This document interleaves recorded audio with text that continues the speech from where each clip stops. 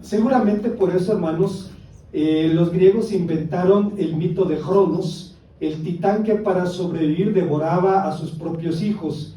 Y este es justamente lo que parece ser el tiempo, todo lo devora mientras él mismo permanece impasible.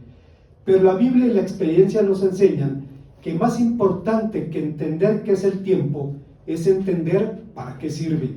No es necesario entender cómo funciona un reloj para poder utilizarlo, ni necesitamos ser expertos en metrología para acceder al tiempo y entender que es uno de los bienes no renovables que el Señor nos da. El Salmo 90 es una plegaria en la que se contrasta la condición del hombre con la eternidad de Dios, y Moisés realizó en esta plegaria 4 súplicas vitales. Veamos cuáles son. Antes, hermanos, de pensar en las enseñanzas de este pasaje, debemos decir que según la tradición judía del Salmo 90 al 150 son salmos de Moisés. No estamos muy seguros de eso, pero con ello tratan de darle a Moisés un protagonismo en la historia judía. Lo cierto es que su salmo por excelencia es el Salmo 90. Fue escrito después del tiempo del Éxodo, momentos antes de la entrada a la tierra prometida, después de que toda la generación que acompañó a Moisés en el Éxodo había fallecido y se disponían para entrar en la tierra prometida. Hay cuando menos 4 enseñanzas que encontramos en este pasaje, que son las 4 súplicas de Moisés. La primera de ellas es que en el Salmo 90 Moisés suplica por sabiduría. En los círculos literarios, hermanos, se suele decir que un prerequisito para que alguien tenga derecho a escribir, para que alguien tenga derecho a dirigir su palabra a los demás, es haber vivido. Si este criterio es verdadero, entonces Moisés lo llena holgadamente. Moisés pertenecía a la clase sacerdotal de su pueblo, un pueblo que, aunque en ese momento estaba esclavizado, era depositario de una fe monoteísta y una revelación que trascendería al mundo entero. Fue sentenciado a muerte desde antes de nacer. Nació en un oscuro rincón de Egipto y fue mantenido allí hasta el día en que sus padres, o su madre y su hermana, la arrojaron al río Nilo y la pusieron de esa manera en las manos de la gracia de Dios. De ese lugar fue rescatado por la hija del faraón. Creció como príncipe en la corte de la nación más poderosa de su tiempo, pero desdeñó su gloria y sus tesoros por optar por el vituperio de su pueblo. Su celo por Israel lo convirtió en un proscrito, lo que le llevó a vivir 40 años en el desierto como pastor de cabras, de donde Dios lo llamó para ser libertador, profeta y legislador. Como líder de la nación fue protagonista del Éxodo y trágicamente también fue testigo de la muerte de toda una generación, la generación que lo acompañó, y esto nos hace pensar que cuando alguien ha sido testigo, imagínese usted, de 40 funerales diarios durante 40 años, cada día 40 funerales, durante 40 años, solo tiene 2 opciones. O se convierte en un cínico, escéptico como José Stalin, quien decía una muerte es una tragedia, 1 millón de muertes es una estadística, o entiende que la vida, los propósitos de la vida trascienden los horizontes humanos y necesitamos sabiduría para vivir de acuerdo con esos propósitos. Y esta fue precisamente la primera petición de Moisés. Moisés le dice a Dios: enséñanos de tal modo a contar nuestros días que traigamos al corazón sabiduría. Puesto que Dios es el creador del universo y de la vida, y toda la sabiduría emana de Él, es importante que el hombre entienda el lugar que la sabiduría tiene en los propósitos divinos y en la sujeción a su voluntad. ¿Pero qué es la sabiduría? Primeramente debemos aclarar que solemos confundir la sabiduría con el conocimiento, pero el doctor Martin Lloyd-Jones, un predicador del siglo pasado, nos recuerda que aun cuando existe un cercano parentesco entre estos conceptos, no son necesariamente lo mismo. La fuente del conocimiento es el estudio, el de la sabiduría es el discernimiento. El conocimiento es discursivo en su carácter, la sabiduría es más bien intuitiva. El conocimiento generalmente es teórico, la sabiduría en contraste es práctica. El conocimiento se adquiere mediante el estudio, pero respecto a la sabiduría, esta parece estar de manera latente en los seres humanos. Al conocimiento como tal no le preocupa la vida, pero la sabiduría se centra únicamente en la vida. En el conocimiento la mente actúa de forma independiente a la voluntad. La sabiduría se preocupa de que la mente se subordine a la voluntad. En otras palabras, la sabiduría es la mano derecha del conocimiento. Decimos esto, hermanos, porque una vez más solemos confundir algunos términos por su proximidad, pero a la luz de la palabra de Dios encontramos que son cosas diferentes. Podemos recordar a madres o abuelas con 3 años de primaria, pero siendo mujeres sabias, siendo mujeres que tienen bien jerarquizadas las prioridades de la vida y que formaron a sus hijos como seres humanos de bien, como gente de bien, como gente de bendición, sin haber tenido una formación o una escolaridad muy importante. Ahí está la sabiduría actuando en la realidad de la vida. Cuando la sabiduría se basa en el temor reverente, se manifiesta en un proceder moral más que en un saber técnico. Por tal motivo, los sabios de Israel dicen: 7 cualidades tiene el sabio y otras tantas tiene el necio. El sabio no habla delante del que sabe más que él, que es mayor en conocimiento, no interrumpe las palabras de su compañero, no es precipitado en su respuesta, pregunta lo adecuado y responde lo que conviene, trata primero lo que es primero y segundo lo que es segundo, y en relación con lo que no oyó, dice no oí y reconoce la verdad. Y todo lo contrario es el necio. Pero si la sabiduría es un don divino, ¿cómo se adquiere? Se adquiere de 2 maneras. Se adquiere mediante la instrucción, como nos dice la palabra de Dios en el libro de los Proverbios, y se adquiere también mediante la autodisciplina. Esto nos dice que la sabiduría es más bien un cúmulo de bienes, un cúmulo de hábitos sabios. Piense por un momento. Si usted admira a una persona por sus capacidades, por sus conocimientos, tiene que reconocer que lo que admira en esa persona es el cúmulo de sus hábitos sabios. Bueno, la palabra de Dios nos dice entonces: adquiere sabiduría, adquiere inteligencia, no te olvides ni te apartes de las razones de mi boca, no te alejes de ella, guárdala, ámala y te preservará. Sabiduría ante todo, adquiere sabiduría, y sobre todas las cosas adquiere inteligencia. Un detalle que no podemos ignorar es que las palabras de Salomón, el verbo adquirir significa también comprar, lo que significa que es necesario pagar un precio, el precio de la autodisciplina para adquirir tan valiosa posesión. Hay una segunda enseñanza que encontramos en este pasaje. En primer lugar, Moisés le pide a Dios sabiduría. En segundo lugar, le suplica misericordia. Después de clamar por sabiduría, Moisés dice: de mañana sácianos de tu misericordia. Para los antiguos intérpretes judíos, como Abraham ibn Ezra, que era un rabino judío español de la Edad Media, mañana tenía aquí un sentido alegórico. Para él se refería a la juventud. Si nos sacias de tu bondad durante nuestros primeros años, eso nos fortalecerá ante las vicisitudes y reveses de la vida posterior y seremos capaces de regocijarnos todos nuestros días. Sin embargo, creo que Moisés habla aquí mucho más que de la juventud. Habla mucho más de una sola etapa en la vida. Seguramente no habla de la gracia que necesitamos desde el primero hasta el último de nuestros días. Eso es lo que el profeta Jeremías decía justamente en su libro, en el libro más triste de la Biblia, en el libro de las Lamentaciones. Por la misericordia del Señor no hemos sido consumidos, porque nunca decayeron tus misericordias, nuevas son cada mañana, grande es tu fidelidad. Jeremías reconocía en la hora más oscura de la historia de Israel que la misericordia de Dios le había hecho sobrevivir con su generación.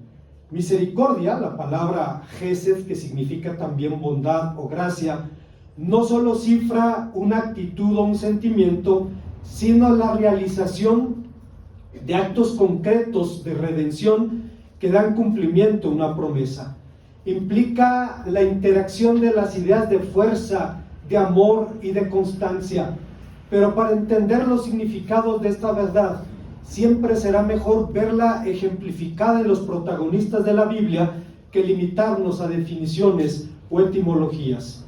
En el caso particular de Moisés, como protagonista y testigo de la historia judía, clamó incansablemente por la paciencia y el perdón de Dios por los pecados de su pueblo. Este pueblo ha cometido un gran pecado, se ha hecho un Dios de oro. Ahora pues, si es tu voluntad, perdona su pecado, y si no, bórrame del libro que has escrito. Lo que Moisés le estaba diciendo a Dios era: ten misericordia de tu pueblo, y si no, mátame primero a mí.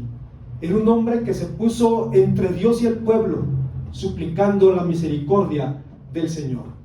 Pero volviendo a nuestro relato, no es casualidad que el libro de los Salmos sea el documento donde se hable con más frecuencia de la gracia. Se habla 127 veces, pues el motivo principal de sus himnos es justamente la bondad divina.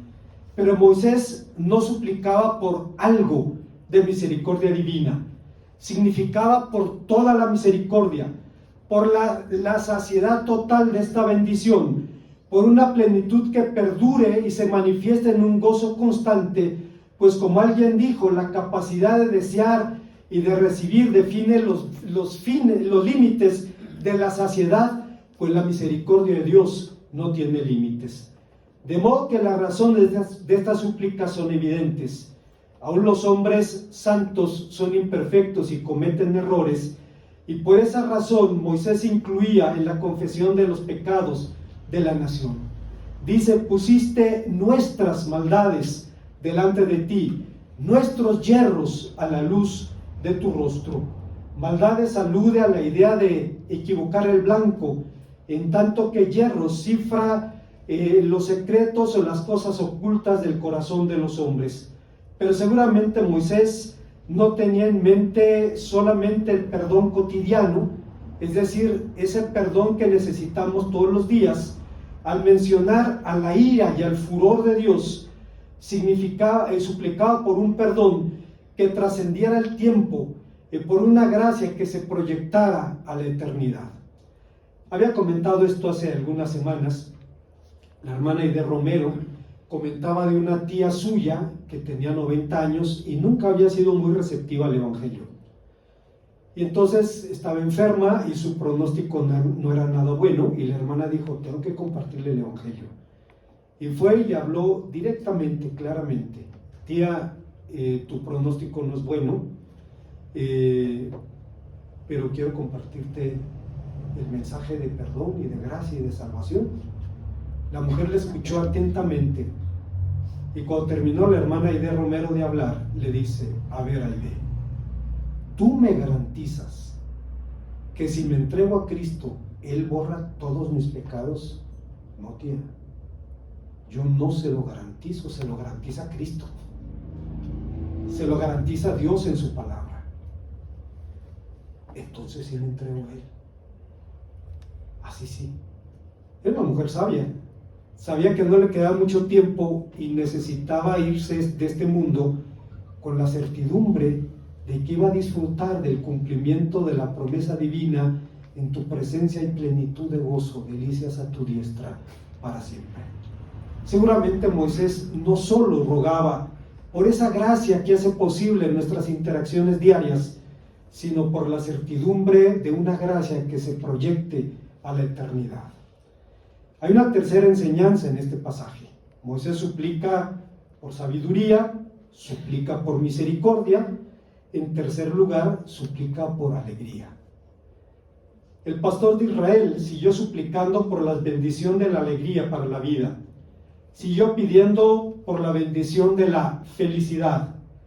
Pero, ¿realmente puede existir en un mundo como este algo que merezca el nombre de felicidad? ¿Existe en un mundo como este, un mundo de injusticias, de contradicciones, de sinsabores, algo que merezca semejante nombre? Esta pregunta me recuerda una anécdota que narraba Richard Wurmbrand.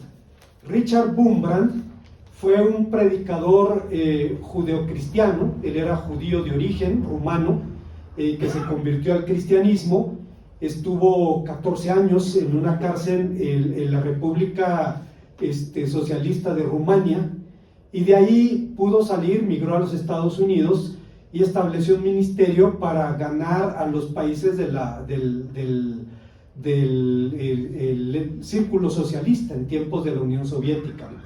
Era un hombre muy brillante, y dice que una de las cosas que le permitió conservar el equilibrio mental y emocional fue escribir. Todos los días escribía y tenía una memoria fotográfica. Bueno, el hecho es que el hombre estaba hablando con sus colaboradores de los problemas que su ministerio tenía, y mientras ellos hablaban, su nieta jugaba en la alfombra de la oficina. De pronto la nieta los interrumpió y les dice: abuelo, ¿la palabra problema existe en la Biblia? Y él dijo: no existe. No existe, al menos en la Reina Valera. Y le dice la niña: entonces, ¿por qué se preocupan por algo que no existe en la Biblia? Esto demuestra que, según la mentalidad de la judía, lo que no está en la Biblia no existe. Es decir, si la Biblia no habla de algún asunto, no vale la pena discutir de ello. Cuando uno va al seminario y estudia o trata de aprender a predicar, hay un momento en el que uno tiene que contestar una pregunta que surge: ¿qué hacer cuando tengo un tema para el cual no encuentro un versículo desde el cual predicar? Nada más hay dos opciones. Una, o no conoces bien tu Biblia, o dos, de lo que quieres hablar no vale la pena, porque Dios no habla de eso. Las cosas importantes de la vida, las grandes decisiones de la vida, claro que va a encontrar usted allí mandamientos, prohibiciones, señalamientos, valores que le van a guiar para tomar su mejor decisión. Bueno, en esta situación, hermanos, una vez más nos topamos con el hecho de que Richard Wurmbrand contaba esto, y la nieta le dice: ¿por qué preocuparse por algo que no existe en la Biblia?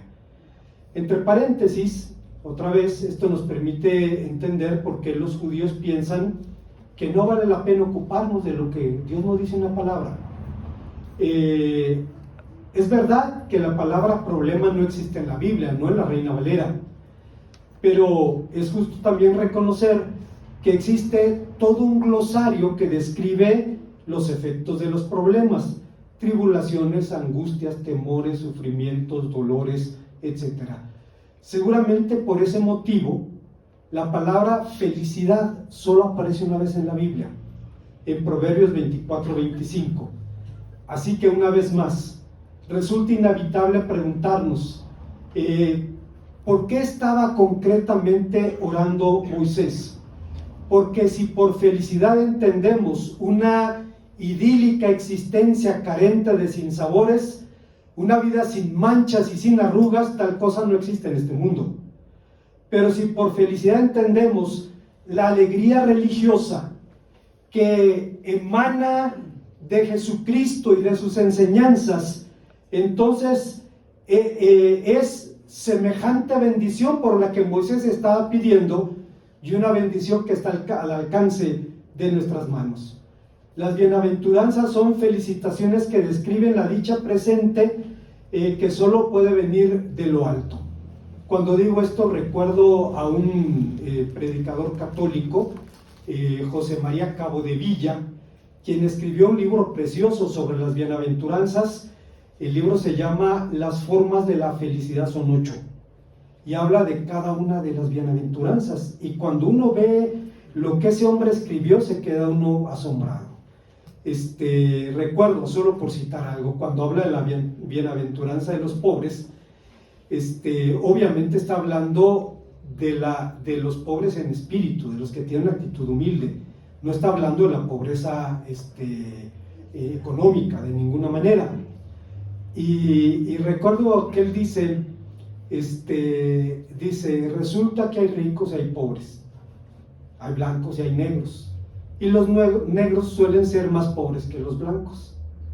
Dice, un rico tonto se rodea de servidores competentes, mientras que un pobre tonto es un pobre tonto, es decir, alguien que para el mundo no vale nada. El mundo mide las cosas a su manera, y Cabo de Villa desarrolla pensamientos muy interesantes respecto a las bienaventuranzas, diciendo las formas de la felicidad son 8. Bueno, una vez más, hermanos, nos preguntamos ¿por qué estaba pidiendo Moisés? Estaba pidiendo por la alegría religiosa que emana de seguir a Jesucristo. Entre los griegos, hermanos, curiosamente, solo los dioses eran bienaventurados, por su poder, por su sabiduría, por su eternidad. En contraste, en la Biblia, las bienaventuranzas se refieren a las personas, nunca a las circunstancias o a las cosas. En síntesis, la alegría por la que Moisés suplicaba es la dicha del creyente que encuentra al andar en armonía con Dios y en sus designios eternos, pero también en el compromiso de alcanzarla, como alguien escribió en su famoso decálogo de la serenidad: solo por él seré feliz, en la confianza de que he sido creado para la eternidad, no solo en este mundo, sino en el próximo también. Solo por ahí me adaptaré a las circunstancias, sin pretender que las circunstancias se adapten a mis deseos. Solo por ahí creeré firmemente, aunque las circunstancias demuestren lo contrario, que la buena providencia de Dios se ocupa de mí como si no existiera nadie más en este mundo. Solo por hoy no tendré temores, de manera particular no tendré miedo de gozar lo que es bello y de creer en la bondad. Usted recordará, la Confesión de Westminster dice: los hombres fuimos creados para glorificar a Dios y para disfrutar para siempre de Él. Si usted se esfuerza en glorificar a Dios y no disfruta de Él, va a ser una carga imposible. Pero si usted descubre que junto con glorificar a Dios está disfrutar de Él, entonces la vida tiene sentido. Como decía la plegaria de la serenidad, de manera que podamos ser razonablemente felices en este mundo e increíblemente felices con Dios en la eternidad. Hay una cuarta y última enseñanza.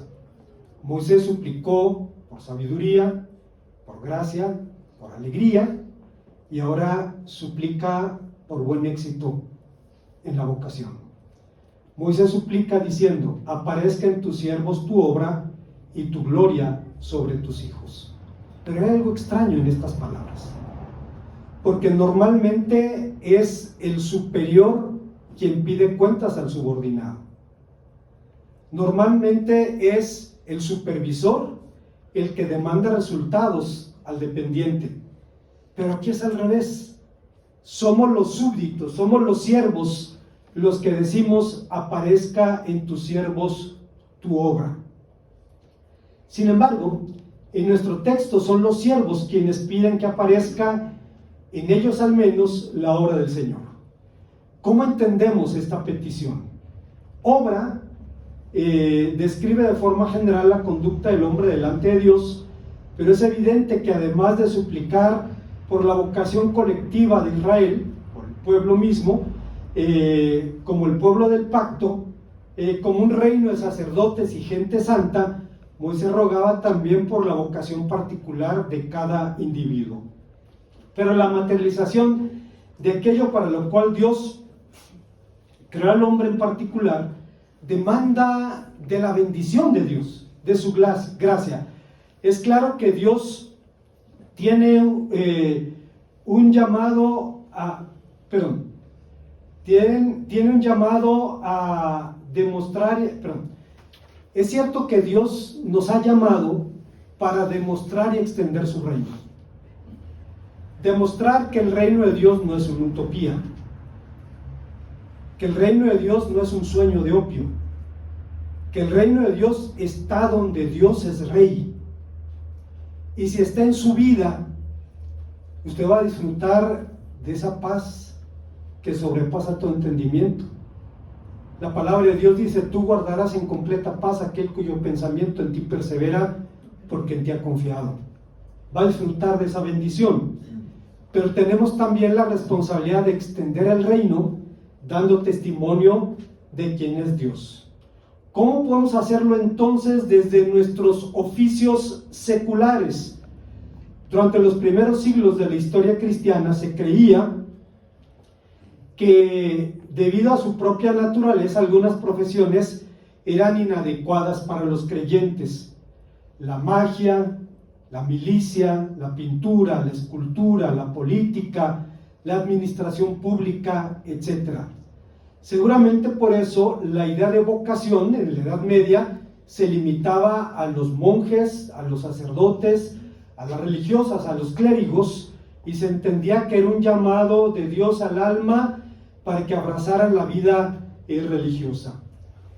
Y fue así hasta que la Reforma Protestante recobró el sentido o la dignidad del trabajo diario como ministerio, como un resultado del servicio a Dios y al prójimo.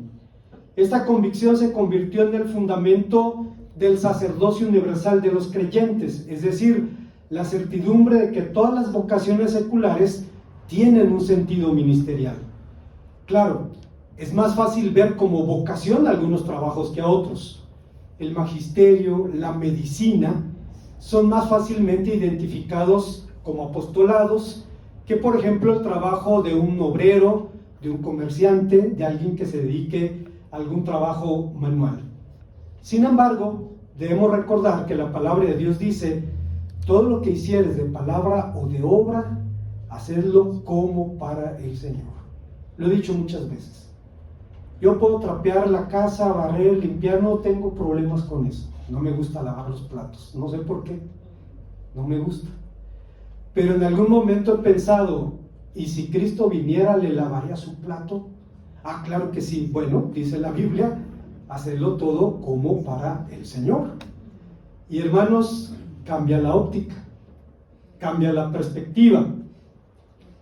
En estas condiciones, tratándose de un verdadero creyente, no hay jefe ni máquina capaz de arrebatarlo de las manos de Cristo y arrojarlo a la ciénaga del sinsentido. Aún la monotonía puede ser justificada como un ministerio hacia Dios y hacia la humanidad cuando ella proviene de una actividad que carece de una mejor alternativa. Todo trabajo que contribuye a la elevación del bien tiene su dignidad, aunque no sea romántico o emotivo. En ese sentido, ¿cuántas vidas se han salvado por un tornillo que estaba bien ajustado? ¿Y cuántas vidas se han perdido porque alguien no apretó muy bien el tornillo que debió apretar? Por lo anterior, el cristiano no debe tomar muy en serio las tres conclusiones a las que desde el sacerdocio universal de los creyentes se puede arribar respecto al trabajo diario. 1.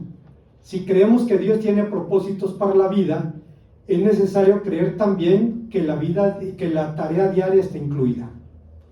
Si usted tiene que pasar 8 o 10 horas en su trabajo, Dios debe tener un propósito allí, aunque aparentemente sea algo mecánico o rutinario. 2. Si la voluntad de Dios incluye la vocación del individuo, entonces la vocación es asunto de mayordomía, algo por lo que tendremos que darle cuentas a Dios. Y 3. Si el trabajo responde a la voluntad de Dios para un individuo, la responsabilidad de penetrar ese medio para Cristo está implícita. Incluso las tareas menos románticas, como lavar los platos, pueden ser ministerio. También tampoco es asunto exclusivo de los cristianos. Las cristianas casadas no necesitan agobiar al marido no creyente diciéndole o hablándole cuando le sirven la comida de las maravillosas vacas que Dios creó para que él se pudiera alimentar. No, con que haga con gracia su trabajo y dé testimonio de esa manera, puede tocar el corazón de esa persona. En síntesis, ante el trabajo, todo cristiano necesita buscar estar en el lugar correcto, con la perspectiva correcta, con el propósito correcto, a fin de tener buen éxito en la tarea asignada. Esta tarea con la que la vida recibe su sentido más pleno y Dios recibe mayor gloria. Como conclusión, aunque el Salmo 90 tiene como marco las vivencias de la vida de Moisés, sus experiencias a lo largo de su ministerio, sin embargo, este salmo no necesita un contexto específico. Es tan universal como la vida misma. Ni usted ni yo necesitamos vivir la vida de Moisés para pedirle las mismas cosas. Tarde o temprano nos enfrentamos a la realidad de la brevedad de la vida, de la necesidad de perdón y de la necesidad de alegría y la necesidad de encontrar propósitos para la existencia. Hace un momento platicaba con mis hermanos Braulio y Ara de que nos conocimos hace 20 años. Yo les digo la pareja bonita. Cuando llegaron desde jovencitos, una pareja muy atractiva y fue una bendición conocerlos y ver el paso de los años, que siguen siendo una pareja atractiva, querida. Dios los bendiga, hermanos. Y en un descuido se pasaron 20 años. La vida pasa rápido. En su reflexión, el pensamiento de Moisés pasa de la eternidad a una vigilia, 4 horas, de incontables generaciones a la brevedad de sus días. El tiempo le imponía el yugo de su tiranía frente a la inmutable eternidad de Dios. ¿Tiene sentido la efímera existencia humana? La Biblia nos enseña que sí. La conclusión a la que llegó Moisés es que el hombre necesita estas 4 bendiciones para cumplir con su vocación en este mundo. Primero, sabiduría para agradar a su Creador. Segundo, misericordia para alcanzar la paz y armonía con este mundo contradictorio.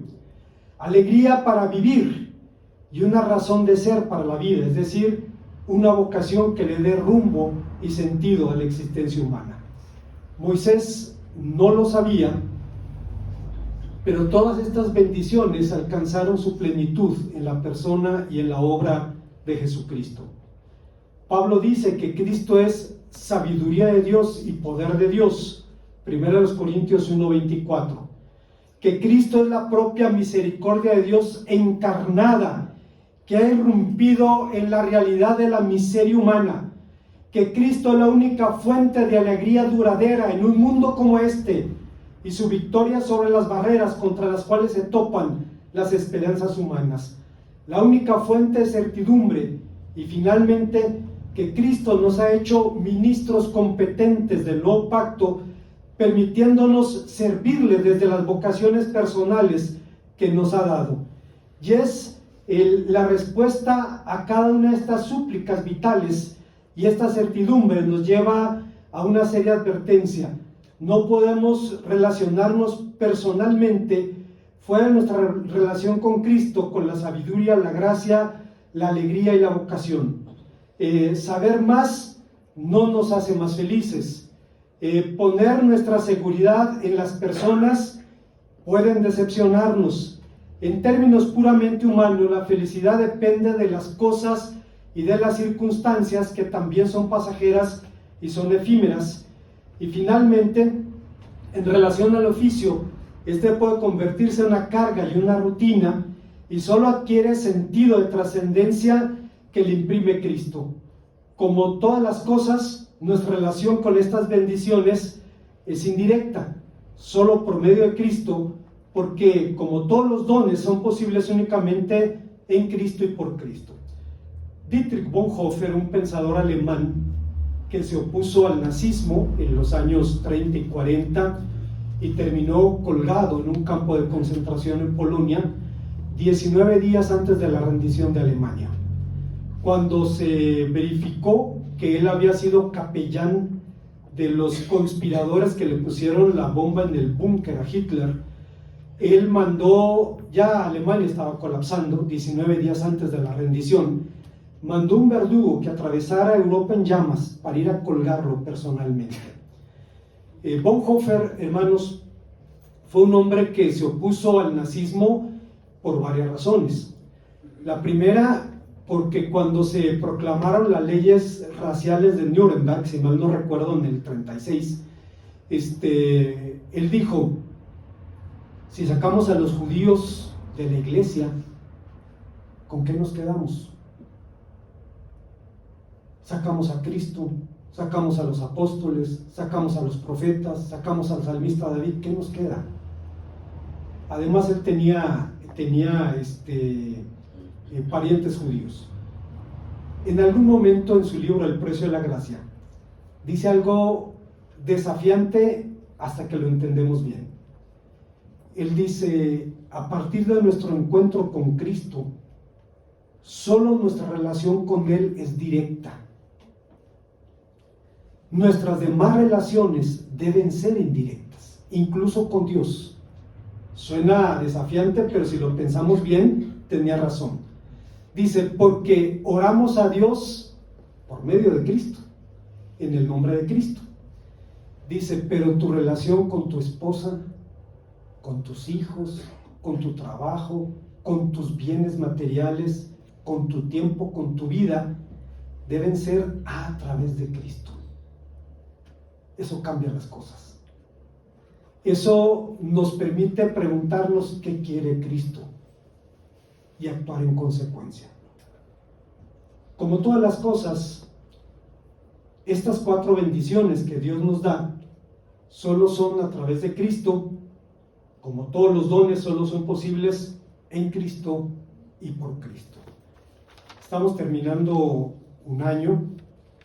Cuando comentaba aquello de la mujer que le dijo a mi esposa: cuando llegue el año 2000 voy a tener 60 años, yo me acordé que cuando era niño pensaba: cuando llegue el año 2000 voy a tener 40 años.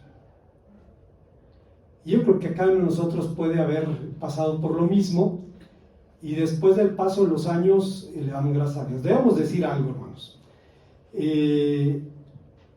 La calidad de vida de este tiempo hace que una persona de 60 parezca de 50. Nuestras abuelas eran ancianas a los 40. La vida era muy dura, llenas de hijos, había más pobreza. Ahora la atención médica, todas las cosas hacen que las personas se vean mejor. Una persona de 80 pasa por una persona de 70 sin ningún problema. La calidad de vida ha mejorado, pero lo cierto es que pronto pasan nuestros días y volamos. Imagine usted, Moisés vio morir 40 personas diarias durante 40 años. Cuando pastoreábamos en Michoacán, que fue nuestro primer pastorado, este es el segundo, había una familia que vivía por la calle que iba al panteón. Y casi todos los días había procesiones fúnebres, y como era un pueblo pequeño, el pueblo de Jacona, Michoacán, al lado de Zamora, las personas se conocían. Y viendo, sin ver quién estaba dentro de la caja, nada más viendo quiénes la acompañaban, sabían de qué familia eran. Y yo veía el impacto emocional que producían las personas de esa calle, ver casi todos los días que alguien lo iban a enterrar al panteón. Imagínense a Moisés. Vamos, tenía dos opciones: o se convierte en un José Stalin que dice una muerte es una tragedia, 1 millón de muertes es una estadística, o entiende, la vida humana debe tener propósitos que trascienden los horizontes humanos. Y por eso, en su oración por excelencia, en el Salmo 90, Moisés le pide estas 4 bendiciones que Dios ha materializado en la persona y en la obra de Jesucristo. Oremos a nuestro Dios. Gracias, Padre, te damos una vez más porque nos permites venir a tu palabra y encontrar en ella palabras de aliento y de consuelo. Te rogamos por sabiduría, por tu gracia, te rogamos por el don de la alegría y te rogamos que nos bendigas en la vida diaria y que aparezca en tus siervos tu obra. Que sea así, te lo suplicamos en Cristo. Amén.